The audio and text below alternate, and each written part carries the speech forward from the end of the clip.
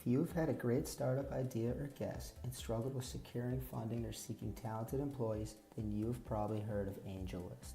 So, what is AngelList? AngelList is an entrepreneurial resource that can help jumpstart a business by efficiently connecting entrepreneurs with people who want to invest like venture capitalists do.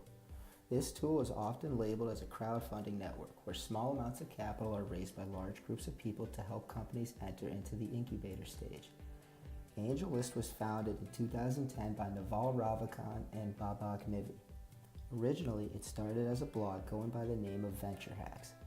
The idea that drove these two to create Venture Hacks was that they wanted to help people learn how to raise money for projects and to demonstrate alternative techniques for meeting investors.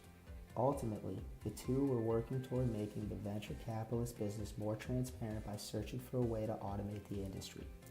And that's what led them to developing AngelList. They started the company by finding 25 initial investors and then sharing companies to invest in. The site quickly attracted an audience, and by 2011 there had been over 8,000 recorded introductions and more than 400 investments made. You may be wondering, how exactly AngelList is used? Well, AngelList presents entrepreneurs who are aspiring to launch their startups a platform to present their business models to interested investors. First, an entrepreneur will create an account for their startup. Once their account is complete, they have the option to share their startup with investors. Investors will learn about startups through their news feeds and other investors.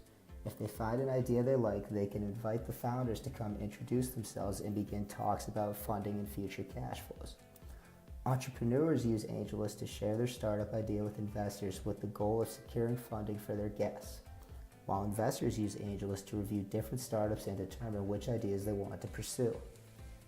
Simultaneously, there are people who are searching for the opportunities to work for a startup company.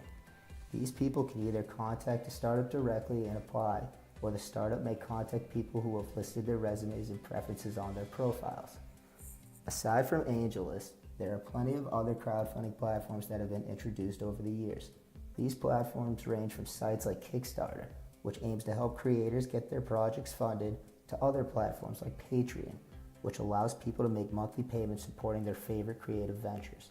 Some of these sites differ from AngelList in that investors are not supporting companies, but rather causes or influencers. Additionally, investors do not always receive a share of the company that they are investing in.